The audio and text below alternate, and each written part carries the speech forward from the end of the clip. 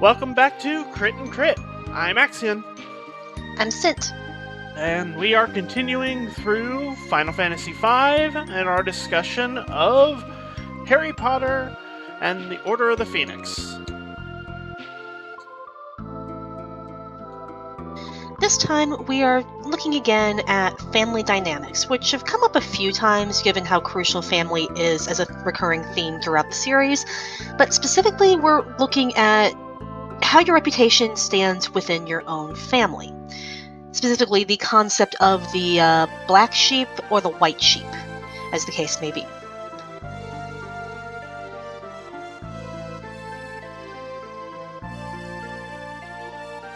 So, for those who may be unfamiliar with the term, I'm not sure how common it is these days, the black sheep refers to that one family member who's just not right in some way. They might just not be as successful as the rest of their relatives. They might be in trouble with the law here and there. They're that one relative that you don't bring up too much.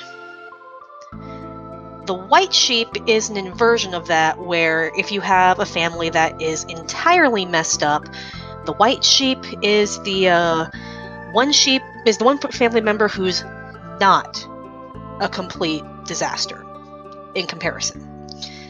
I think that one mostly came up basically specifically to oppose the idea of the concept of the black sheep, just because there are characters who fall into the archetype of hangs out with villains, is not a villain, etc., etc. So you can probably see where we're looking at right off the bat with regards to a white sheep with Sirius Black. Which is a bit of an irony with the names there, but, you know. I mean, Rowling is not exactly subtle. Should we give her a hat? No, she does not deserve a hat. Well, it does make this a bad plan. Anyway. Yep, but here we are anyway. So, as established quite thoroughly in this book, most of the Black family were hardcore Death Eaters, wizard supremacists, how dare you sully our bloodline, blah blah blah blah blah blah blah. We have, basically, Sirius is our main exception, but we do have a couple of others, all related to Nymphadora and Tonks, who we didn't really talk about too much in our summary because we were trying to keep it brief. Tonks is a cousin of Sirius, who I believe she's a half-blood. So obviously her mother was on the outs with the rest of the pureblood family for marrying a muggle. Tonks is an Auror. She is very quirky, has a very unique heritage that she is a metamorphomagus, which means she can change her appearance at will without using spells, which is quite handy with her job. And, well, you know, being an Auror would probably also get you on the family's naughty list, considering they'd be hunting down dark wizards, which most of the family was, considering the family was proud of such people as Bellatrix Lestrange, who is currently serving life in Azkaban for, you know, murder and torture.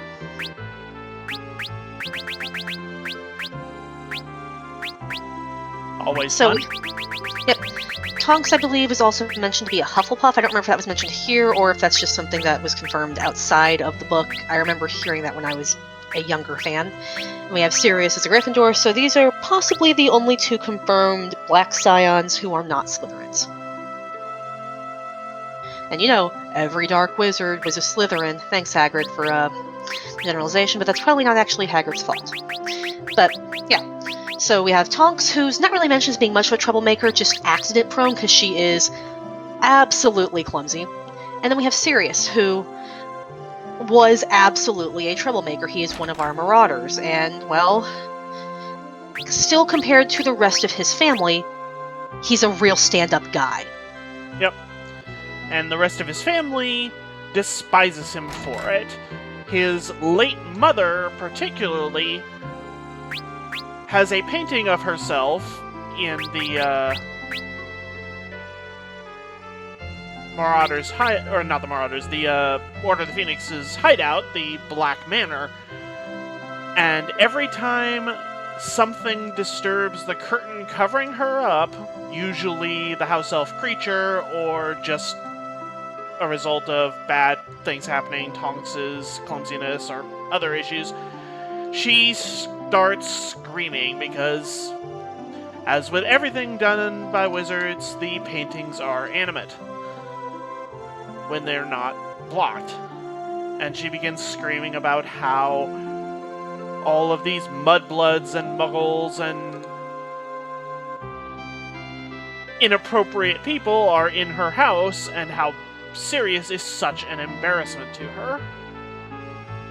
And Sirius offered the house just because, well, he has it now, and what else is he going to do with it? But knowing Sirius, I'm pretty sure, and also desecrating my mother's memory is probably a factor in why he wanted to give it to the Order. It's Sirius. He is petty. Mm-hmm. So, yeah. And White Sheep is one side of this, but we also do have examples of our Black Sheep. Though that is very, very debatable, because honestly, the biggest example I can think of is Petunia's opinion of her sister Lily. I can think of one other, but it also is kind of non-typical of what one would usually associate with the Black Sheep stereotype / trope. Let's talk about Lily first, and then we can move on to your example. Yep, absolutely. Go ahead. So for someone like Petunia, as far as we know, who married the most aggressively normal muggle she could possibly find, the fact that her sister Lily turned out to be a witch and was, according to Petunia, quite open with it, though it's possibly just she was exaggerating due to being, a jealous sibling or just a resentful sibling for, oh, you're embarrassing me, was quite open about it. So, when all you want to do is be normal and fit into society, any deviation makes you the Black Sheep. And, well, being a witch would be quite the deviation for someone in Petunia's situation. Then, of course, she married another wizard, had a kid, and they can't obviously talk about that to anyone, so they just pretend she doesn't have any relatives. And that's usually how the odd-colored sheep of the respective family tends to get treated. They do not exist, and it's always really awkward when you bring them up.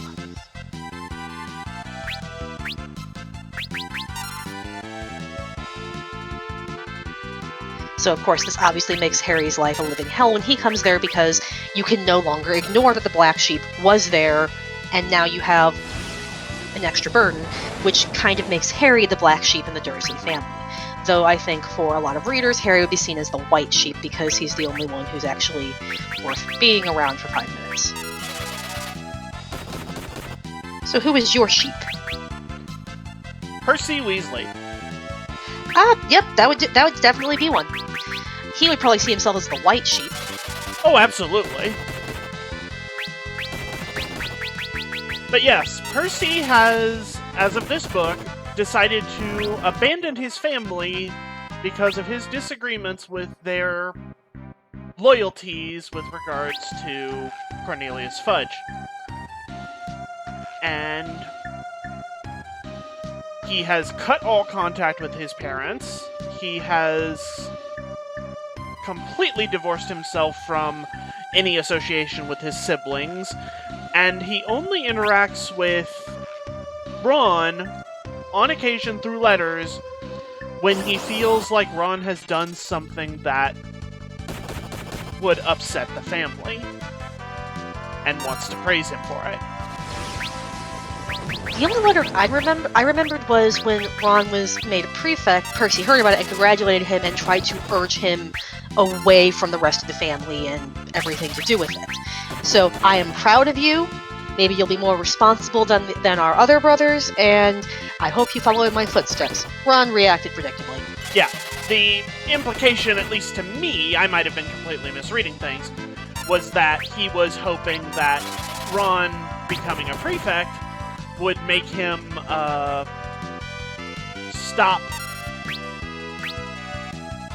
Would be a step towards stopping associating with people like Harry. Probably. But, yeah. So, and honestly, I'm going to be honest, Percy's situation really hits differently with current events.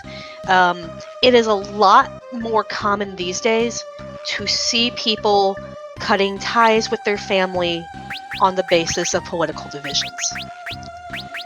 And while we, the readers, have more information and know that Percy is in the wrong, it is very common these days to reach a breaking point with my family is keeping company with people that I see as a danger to our way of life, to our country. If something does not change, this is going to explode, and I cannot morally associate with it. Yep. Though Percy, it's made clear that he's mostly doing this for the sake of his own ambition and future career in the ministry. Yeah. Percy does not have the excuse of, I am standing up for something that is morally respectable. Even if he sometimes tries to claim that he is. Yep. Percy outright got told by Mr. Weasley, your promotion was so Fudge can keep an ear out on the family and our connection to Dumbledore, and Percy took that very personally because, are you saying that I didn't get this job because I'm good at what I do? Yes, we are saying that. And I think a lot of people in Percy's position there would be offended, because when you spend your whole life training to advance in your society and you get a good position, no one likes being told it's because of luck or nepotism, even when it is. It's a bit of a different situation there, slightly, since it's not due to, any strings Arthur pulled that Percy got the job, but it is still, you got the job because of your connections, and you're being used and you don't want to think about that.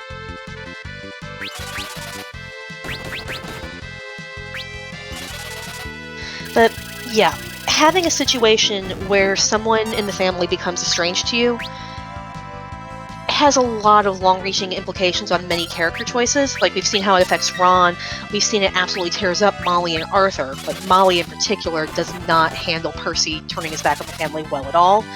And Percy's role there, I think, serves more to bring the politics of the situation really hammered home to our main trio, because if not for the connection to the Weasleys, Harry would probably be a lot more insulated from the political fallout of opposing Fudge than he currently is.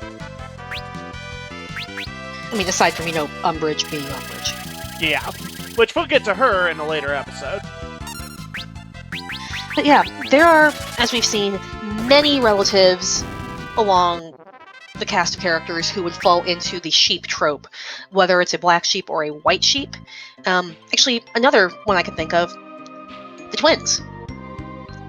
The twins, in the middle of the book, just just go on a huge campaign to harass one of their teachers, drop out of school before they can be expelled or punished in any way, and go into business for themselves.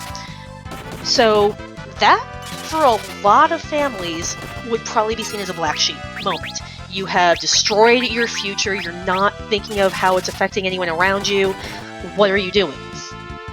Obviously, we as the reader have more information than that. We know that they were in the moral right against Umbridge. We know that they've been working on this business, so it's not just a spur of the moment, screw it, we're out of here. They've been ready to start this business all year, especially since Harry gave them their startup money. Yep. They were not running off half-cocked with this. They had a full plan, and they were already doing mail orders. So, yeah.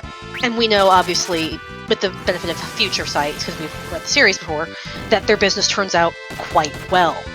So, they kind of appear to be going down the black sheep route, but we know it doesn't turn out that way, and they still remain on better terms with their parents than Percy.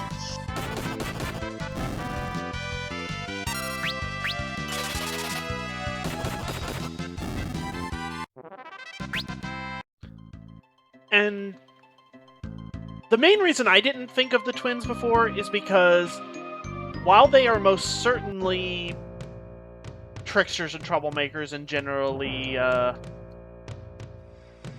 all kinds of fun,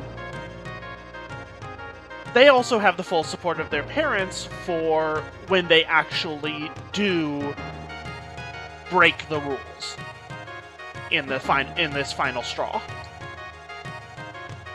While Molly Weasley is understandably, but also somewhat annoyingly, frustrated with their ambitions and constantly getting on their cases about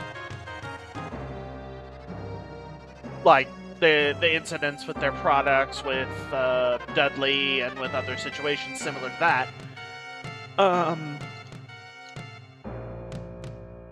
When they pull their prank and cut and run on Umbridge, there's no complaint from their parents. There's no howler from Molly Weasley like there was when Well, we actually don't know that. Because remember, well, nothing, howler would go to nothing them. shown on screen. Let's put it that way. Yeah, we do not have any information that they didn't get a howler. Like, we don't see that they got one, but they've left. How would the trio know about it unless the twins said, yeah, Mom totally sent us a howler? Which, who's going to say that? Well, we do hear from Ron later in the story that he has been hearing back from them, and there's no mention from Ron of it. Now, that might well just be Ron didn't want to mention it because he didn't want to make Harry and Hermione think bad of his brothers. Like, I think it's probably more likely that Fred and George either are so used to being yelled at by Molly that they wouldn't mention it, or it's just like, I'm not going to tell you Mom chewed me out. Yep. Because remember, Ron's main concern was that Mrs. Weasley was worried where they got the money to open their shop. Oh yeah, I gave them my Triwizard winnings. Oh, okay, they didn't steal anything, that's what we need to know. Yeah. So, yeah, I only brought them up as, like, the black sheep because, let's be honest, in almost any other media, dropping out of school after assaulting a teacher would get you complete estrangement from your family and no support because, dude, what are you doing? But we have such specific context here that, no, setting off fireworks in Umbridge's office and everything else they're doing reads as completely justified because Umbridge is, a terrible person and a obvious control freak. I was trying to find a superlative stronger than the worst, but yes. Umbridge is baby fascist, basically. Baby's first foray into fascism. But that's probably a topic better saved for another video. Yeah, we will have an episode pretty much completely devoted to Umbridge. Do we have to?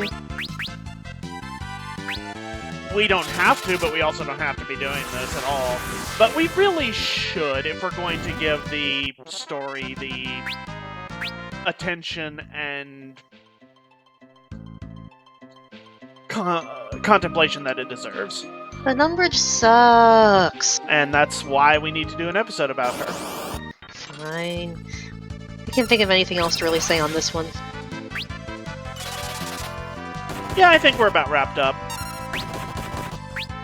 Alright, until next time. See ya.